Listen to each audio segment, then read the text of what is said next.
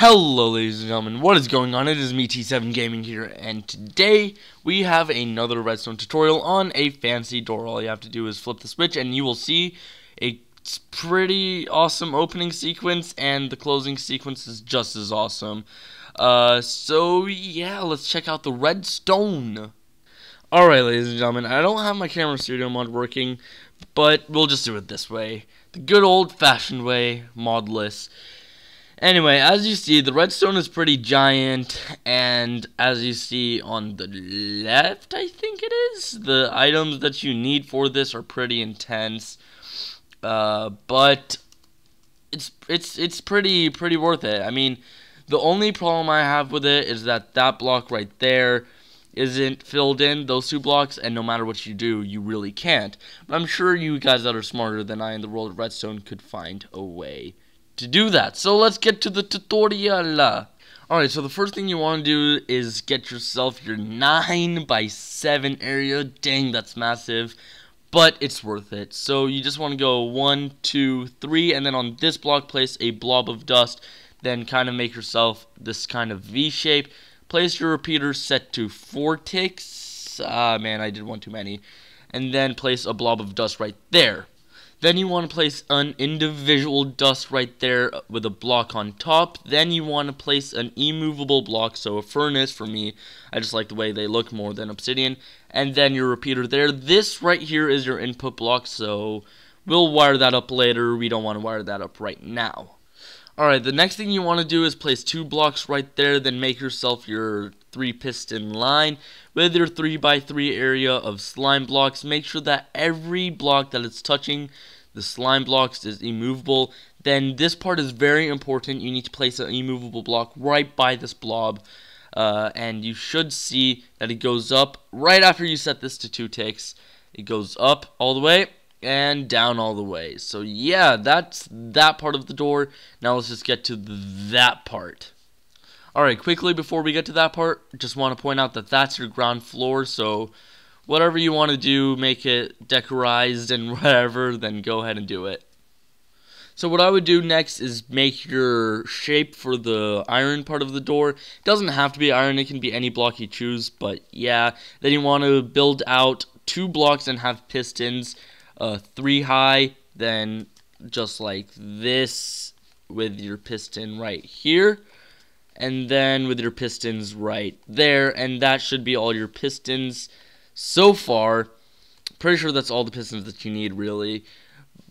And yeah, we'll get to wiring that right now. Okay, so what we want to do is we want to plug in a repeater right here, set it to 0 ticks. It doesn't really matter what it's doing. And this is just for an input. You will see why this is important later. And then you just kind of want to find your way up like this. Make sure that you're powering this like that, and then these like that, I think. Alright, so now you want to place a block right there with a repeater on it. That is pretty important for a later step. We'll get to that later, but also you want to come around here, make sure you're powering the top piston from the top, and then the bottom 2 from the middle, and just like that, and like that. That is a pretty important step. And you just want to do that, and place your redstone there, and freaking sun. Oh gosh, caps. Awkward. Okay, got rid of that. But anyway, so you want to do this kind of shape, then you come down like that with 3, and then place your repeater set to 4 ticks at least, then 1 tick, 1 tick. And then place 1 more block there, and just kind of connect them up. It doesn't really matter how, as long as it's functional. But that's how I would do it, just because that's how I've been doing it. Actually, I would do that. But yeah, that's that. So you should see now, whenever you power this lever, you should see that that gets pulled, and then it gets pulled back.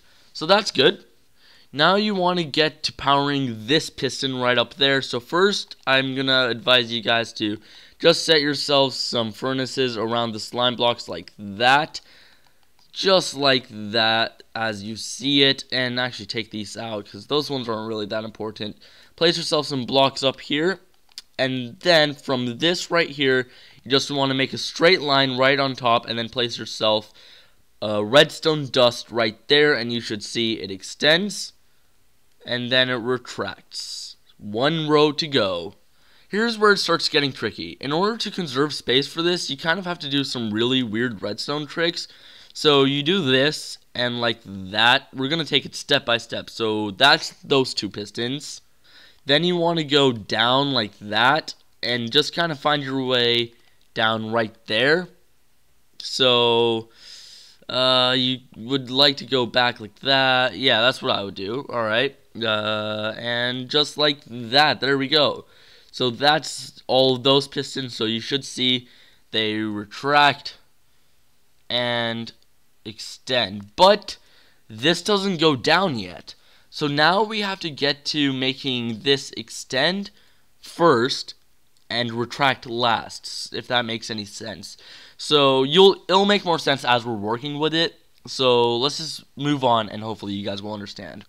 Alright, so with pistons, there's this really great property that they're basically transparent blocks, so you could move redstone right through them. But we have a problem with that because it's not strong enough to make it to this. So what we do is just place a repeater right there into a block, and then go out like that, and place yourself redstone, and then repeaters set to 4 ticks, and you should see that now your magical build works perfectly fine. So yeah, thank you guys very much for watching this episode. If you guys enjoyed this episode, then please leave a like. I spent about a week working on this, trying to make it perfect. And yeah, so it would mean a lot to me if you guys left this video a like. If you guys would like to see more videos like so, then go ahead and hit that subscribe button. Also would mean a lot to me. And if you guys would like to see... I already said that, didn't I? I did. Anyway, thank you guys very much for watching, and I will see you guys freaking next time.